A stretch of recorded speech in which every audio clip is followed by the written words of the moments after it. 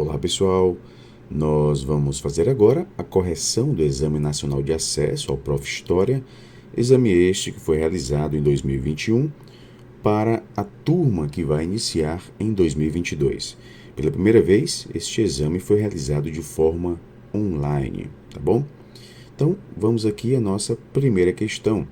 É interessante que essa primeira questão, ela trata de um assunto que foi abordado no nosso simulado, né? O simulado da prova discursiva, né? Nós tratamos justamente da destruição destes patrimônios, né? Então, o nosso simulado, o primeiro simulado da prova discursiva, versou justamente sobre esse conteúdo. Então, uma coincidência aqui, logo a primeira questão, tratar deste assunto. Então, espero que você que tenha feito o curso, né, tenha feito também um simulado. Acredito que tenha tido aí um pouco de uma facilidade maior, né, para responder a essa questão, né, uma vez que, obviamente, teve que estudar o conteúdo para fazer a prova discursiva. Mas vamos lá. Primeira questão. Estátuas famosas da cidade de São Paulo, como a do Bandeirante Borba Gato, em Santo Amaro, e a de Bartolomeu Bueno da Silva, no Parque Trianon, ganharam um adereço macabro. Nas últimas semanas, manifestantes colocaram caveiras em frente a essas estátuas e as fotografaram. As fotos viralizaram nas redes sociais. O responsável pelas intervenções é o Grupo de Ação, que nasceu online em maio de 2020 durante a pandemia e reúne cerca de 150 pessoas em São Paulo, Rio de Janeiro e Porto Alegre. As intervenções realizadas pelo grupo mencionado na reportagem têm o objetivo de promover o seguinte uso do passado. Então vamos lá. A gente tem que ter muito bem em mente, né, o enunciado da questão. Então, nós temos aqui 4 opções, né? Reparação material, destruição simbólica, depredação patrimonial e ressignificação histórica. A gente tem que ter em mente aqui o que o enunciado nos traz. No caso específico, o trecho desta reportagem, né? O interessante, pessoal, veja só, é que se a gente fizer a leitura da reportagem na íntegra, ressignificar a história. Então, se a gente tivesse em mente aqui, né, tivesse acesso à íntegra da reportagem, o próprio título aqui já nos traria a resposta, né? Ressignificar a história. No entanto, aqui para nós não basta a gente saber aqui a resposta, é importante a gente compreender. O conceito de ressignificar nos traz aqui uma ideia de desconstruir ideias que foram consolidadas, né? Ideias anteriores. Então, a gente desconstrói ideias para construir outras ideias. E analisando aqui as opções, nós não poderíamos marcar aqui a reparação material, né? Na verdade, a utilização dessas caveiras traz um simbolismo muito grande. A caveira, ela pode representar aqui nesse caso específico a morte, né? E é justamente o que o grupo quis trazer nesta atitude, né? Relacionar as figuras representadas aqui nessas estátuas à própria morte. Então, em lugar de ver essas figuras como figuras heróicas, né? Como personagens heróicos, que contribuíram para a construção, no caso específico aqui, de regiões, né, nós temos aqui uma mudança de perspectiva, uma ressignificação histórica. Em lugar de heróis, eles devem ser vistos aqui como assassinos, né? Para muitos, esses bandeirantes representam algo ultrapassado e ofensivo. Nós tivemos diversos protestos anti-racismo ao redor do mundo. Homenagens a homens com biografia racista são contestadas. Agora, é importante destacar aqui, né, que há também uma perspectiva anacrônica nessas afirmações, né, de que eles seriam, por exemplo, racistas. Afirmar que esses personagens seriam racistas é a gente falar que a atitude deles à época era uma atitude racista. E isso não é verdade. Obviamente, não é aqui uma desculpa, né, para o que foi feito na época, mas nós temos que ter aqui um olhar científico, né, para esta situação. Obviamente, esta ressignificação histórica também é permeada de um pensamento anacrônico. A gente não pode esquecer isso, tá bom? Então, não é reparação material, não é uma destruição simbólica. O objetivo não é destruir este simbolismo. O objetivo aqui é mudar, né? É ressignificar, dar um outro significado ao que estas personagens aqui representam. Não é também a depredação patrimonial. A gente teria uma visão reducionista se a gente marcasse aqui essa depredação patrimonial, porque o objetivo não é depredar o patrimônio. Há aqui uma intenção que vai além dessa mera depredação. Tá bom, pessoal? Então, de fato, a opção correta nesta primeira questão é a opção D, de dado. Segunda questão. Vários historiadores proeminentes têm cumprido um importante papel ao tornar as pesquisas sobre o passado da Nova Zelândia mais acessíveis para os professores de história. Porém, o desafio é alinhar essas abordagens historiográficas com as perspectivas maori. A forma maori de pensar sobre a história tem sido caracterizada da seguinte maneira: trata-se de uma caminhada em direção ao futuro, no mesmo momento em que se olha para o passado. Essa perspectiva se reflete no provérbio maori, Kamura Kamuri, que significa que olhamos para o passado com o objetivo de pensar o futuro e que o passado e o presente são uma entidade única. Todos os recursos do maori contemporâneos estão alinhados com suas experiências do passado. De acordo com o texto, o esforço do diálogo entre historiadores e os maori sobre o passado, presente e futuro revela a seguinte particularidade. Veja, pessoal, como eu já costumo falar em relação à seleção do Prof. História, muitas questões nos trazem em seus enunciados informações que, mesmo sem a gente ter uma vasta leitura teórica, se baseando aqui pelo enunciado, pelas informações que o enunciado nos traz e também pelas próprias opções que nós temos, nós podemos acertar uma questão, né? Obviamente isso não vale para todas as questões, mas para essa segunda questão aqui, uma leitura atenta já possibilitaria o acerto, né? Vejam só, pessoal. O comando da questão nos traz, de acordo com o texto, o esforço do diálogo entre historiadores e os maori sobre o passado, presente e futuro revela a seguinte particularidade. Então, para se compreender essa relação entre passado, presente e futuro, o que está em jogo para se compreender isso? Vendo aqui o trecho, né, o trecho que a questão nos traz, nós temos o seguinte: a forma maori de pensar sobre a história tem sido caracterizada da seguinte maneira: trata-se de uma caminhada em direção ao futuro, no mesmo momento em que se olha para o passado. Então nós temos aqui a todo momento uma relação feita, né, à própria temporalidade. Em nenhum momento nós temos aqui nessa abordagem temporal, né, de compreensão temporal, em nenhum momento nós temos aqui uma referência feita a uma questão racial, né? Então não há aqui referências feitas a vínculos raciais, o que já descartaria que a opção A, linearidade dos vínculos raciais. Não, né, pessoal?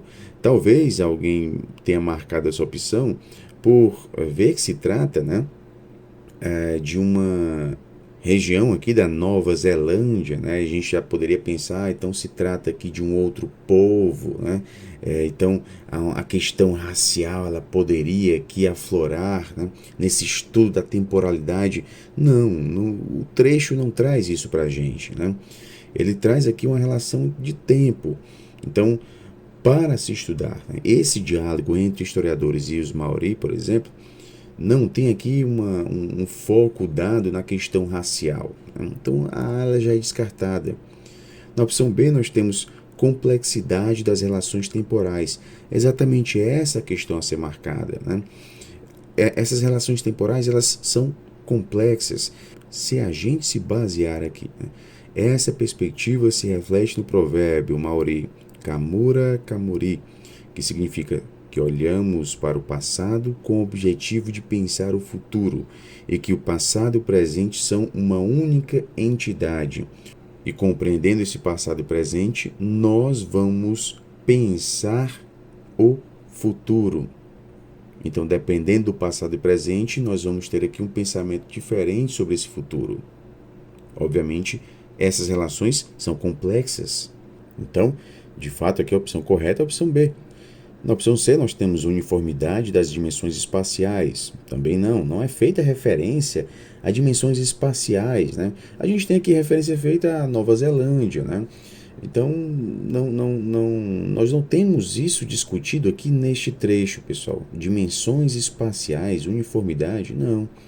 E na opção D, subalternidade das concepções étnicas, também não é discutido isso aqui no trecho. Então percebam, pessoal, um olhar atento já nos traria aqui a resposta a essa questão.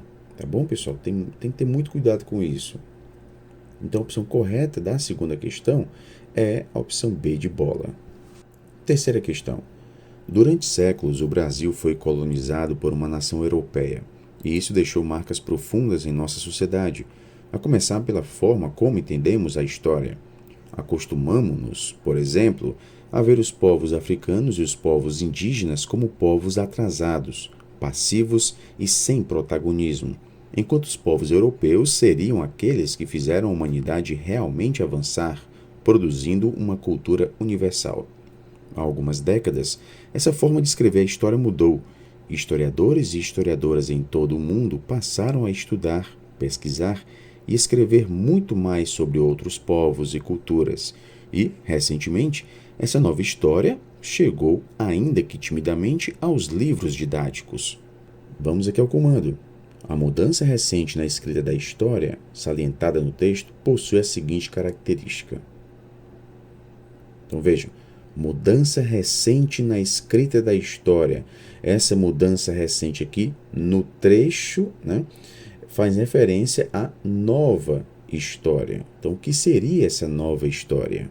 Essa nova história, né, e obviamente a gente não pode esquecer aqui a terceira geração da chamada Escola dos Annales, recorre aqui à antropologia histórica.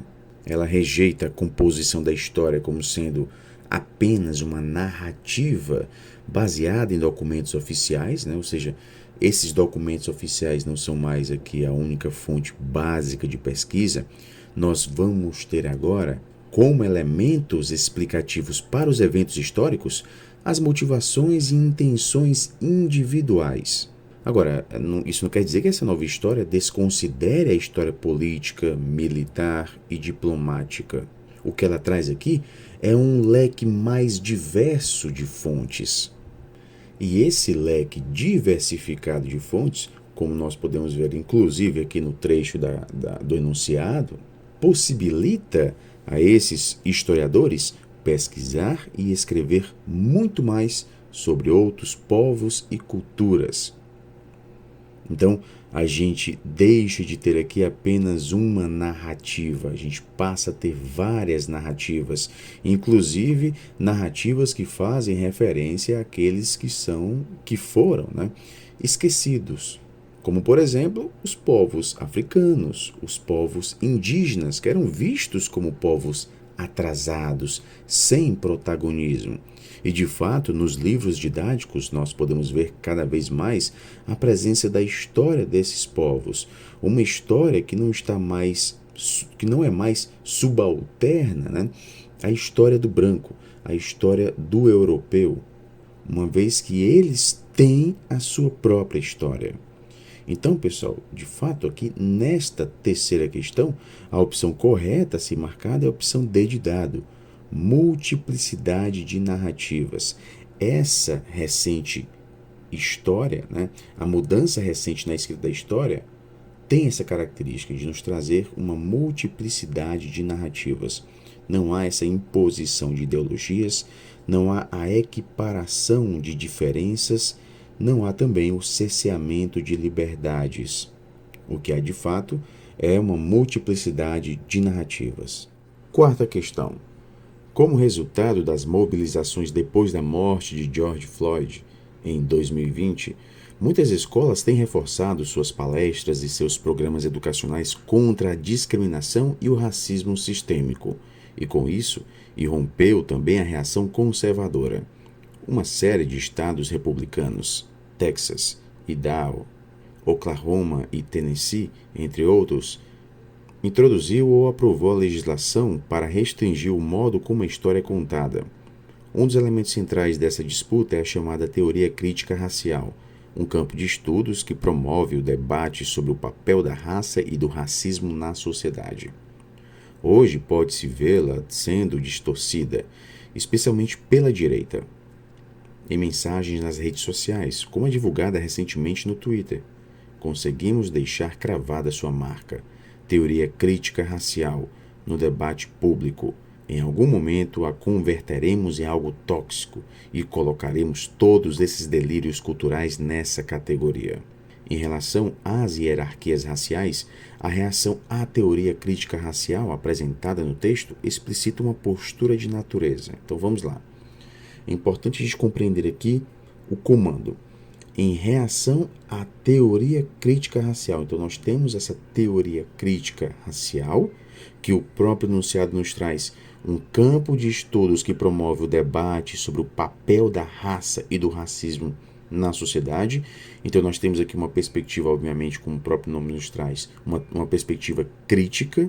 Essa teoria racial crítica entende que é impossível a gente entender o capitalismo sem levar em consideração o racismo e o imperialismo. A separação da humanidade em raças feita pelo Ocidente moderno representa essa censura biológica que serve para justificar uma nova divisão global do trabalho. A gente teria os não brancos, em especial os africanos e os ameríndios, sendo transformados nesse primeiro proletariado externo da Europa e são subjugados pelo processo de acumulação primitiva do capital. Então, essa luta de classes aqui, tomando por base a teoria racial crítica, ela acaba se transformando, pessoal, numa interpretação racial. Então, é como se a gente tivesse aqui uma racialização dessa luta de classes. Um dos pioneiros dessa teoria racial crítica foi Derek Bell, um grande jurista negro dos Estados Unidos. Ele, por exemplo, aqui postulou o princípio da convergência de interesses. Na história constitucional dos Estados Unidos, as políticas de inclusão da comunidade afrodescendente só teriam sido adotadas quando elas representavam benefício para a população branca. Então, ele nos traz aqui uma interpretação antiliberal da expansão dos direitos fundamentais no Ocidente. Ele militou por anos pela inclusão de professores não brancos nos quadros das universidades norte-americanas. Agora, o que a gente tem aqui no enunciado da questão 4 é que essa teoria crítica racial está sendo distorcida pela direita. E um ponto central desta distorção aqui nós podemos ver no segundo período da mensagem divulgada. Em algum momento, a converteremos em algo tóxico, ou seja, converter essa teoria crítica em algo tóxico e colocaremos todos esses delírios culturais nessa categoria. Então, todas as manifestações culturais seriam classificadas aqui como sendo delírios. Pois bem, então a reação à teoria crítica racial que é representada nesta mensagem explicita uma postura de natureza classista, racionalista, determinista ou negacionista. Não é classista porque não há aqui uma defesa de classe, não é uma classe sendo representada. Não é uma classe que quer converter essa teoria crítica racial em algo tóxico. Então essa conversão, essa ação aqui não diz respeito a uma natureza classista, muito menos de natureza racionalista. Enquanto que a teoria crítica racial busca trazer as discussões que relacionem, né, o racismo e o imperialismo na compreensão do próprio capitalismo, né? Então, enquanto que a teoria racial crítica busca considerar o racismo e o imperialismo, os críticos a essa teoria racial crítica, né, buscam negar essa discussão racial. E isso é justamente a distorção que está sendo feita, né? Distorcer essa teoria crítica racial de modo a deixar de lado a discussão racial. Com as mídias sociais no mundo virtual, a gente tem intensificada, pessoal, uma produção discursiva que nos traz uma espécie de negacionismo gourmetizado, um negacionismo que é sedutor, mas é profundamente enganoso. E muitas vezes nesse discurso nós temos a ideia de que discutir escravidão, desigualdade racial e racismo seriam coisas de esquerdista desocupado e improdutivo. Há uma proposital negação da existência do racismo e da desigualdade entre brancos e negros. Há também uma negação dos efeitos estruturais do passado escravocrata na fala recorrente de muitas pessoas que dizem que não tem nada a ver com o que aconteceu no passado. E por isso não seria justo essas pessoas pagarem por uma dívida histórica de que elas não participaram e nem ajudaram a construir. Então nós temos aqui de fato um contexto negacionista. E é justamente esse tipo de discurso gourmetizado, né, que nós encontramos aqui nessa tentativa de distorcer a teoria crítica racial, tá bom? Então, nós não teríamos aqui outra opção a ser marcada que não fosse aqui a opção D de dado, né? De fato, nós temos aqui uma postura de natureza negacionista, tá bom, pessoal? Quinta questão, texto 1. Os dizeres dos nossos ancestrais nunca foram desenhados, são muito antigos, mas continuam sempre presentes em nosso pensamento até hoje. Continuamos a revelá-los a nossos filhos, que, depois da nossa morte, farão o mesmo com os seus. É desse modo que, aos poucos, as palavras dos maiores vão fazendo seu caminho nos pequenos. Depois, quando ficam adultos, tornam-se por sua vez capazes de dá-las a ouvir. É assim que transmitimos nossa história, sem desenhar nossas palavras. Elas vivem no fundo de nós. Não deixamos que desapareçam. Texto 2.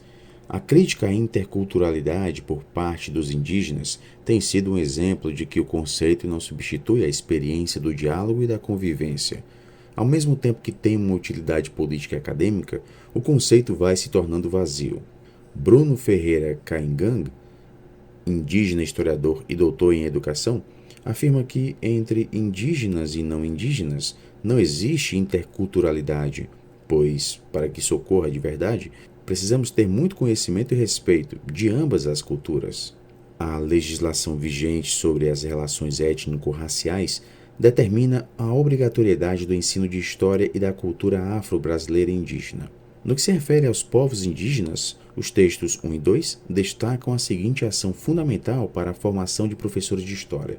Então, nós temos aqui um conteúdo que diz respeito justamente à formação inicial de professores. Então, um conteúdo que deve se fazer presente nessa formação de professores de história. Percebam, no texto 1 nós temos os dizeres de nossos ancestrais nunca foram desenhados. Então, nós temos aqui uma importância dada, né, a voz dos ancestrais. É preciso a gente ouvir os ancestrais, uma vez que essa escuta nunca foi desenhada. Ou seja, essa oralidade, essa fala não possuía escrita, né? Daí a importância da oralidade. Então, os povos ágrafos, né, os povos que não têm registros escritos, né, se baseiam, sobretudo, na oralidade. Então, as histórias são passadas de forma oral, tá bom? E aqui a importância de a gente considerar essa oralidade. Mesmo sem a gente ter registros escritos, né, essa história ela se faz presente na oralidade, de pai para filho. E é importante que o professor de história tenha isso em mente. Vejam, é desse modo que aos poucos as palavras dos maiores vão fazendo o seu caminho nos pequenos, né? Então essas palavras são passadas hereditariamente por meio da oralidade, tá bom? No texto 2, nós temos aqui uma referência feita ao diálogo e à convivência.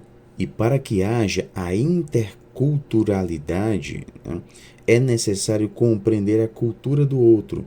Vejam, no último período do trecho, nós temos uma referência feita a Bruno Ferreira, onde ele afirma que entre indígenas e não indígenas não existe interculturalidade. A interculturalidade só vai existir, ou seja, a relação entre culturas só vai existir quando uma cultura conhecer a outra cultura, né? Conhecer e respeitar a outra cultura. Se esse conhecimento, se esse respeito não existir, a gente não pode falar em interculturalidade. E, obviamente, para conhecer a cultura do outro é necessário ter o quê? O diálogo, ter a convivência, né? Daí a importância dessa relação de oralidade, de ouvir o outro, né? De dialogar com o outro, para justamente compreender o outro, conhecer o outro, né? Então nós temos aqui mais uma vez feita uma referência a esse diálogo, né? A essa oralidade, né? Compreender o outro. Então, no que se refere aos povos indígenas, os textos 1 e 2 destacam a seguinte ação fundamental para a formação de professores de história: traduzir a oralidade. Não há aqui uma referência feita à necessidade de decodificar, de passar, por exemplo, a oralidade para a escrita, ou mesmo de compreender, né, o que o outro está falando, né, traduzir essa oralidade. Não é isso. É justamente desenvolver a escuta, né, ouvir o outro, né, ouvir a outra cultura e desenvolver a escuta diz respeito a esse diálogo, né? Aprender a escutar, aprender a ouvir. E isso diz respeito, obviamente, ao diálogo, à convivência também. Obviamente não é uniformizar a narrativa e muito menos privilegiar a descendência. Na verdade, aqui a referência é feita mais à ascendência do que propriamente à descendência, né? E de qualquer forma não há essa relação de privilégio, né? No que diz respeito à descendência. Então, analisando aqui os dois textos, nós temos de fato um destaque dado a esse desenvolvimento da escuta. O professor de história deve ter em mente isso, né? A importância de desenvolver a sua escuta para, obviamente, facilitar o diálogo, facilitar a convivência, até mesmo com povos ágrafos, né? Que não possuem registros escritos, mas essa cultura, essas informações podem ser passadas oralmente. Tá bom, pessoal? Então a opção correta da quinta questão é a opção B de bola.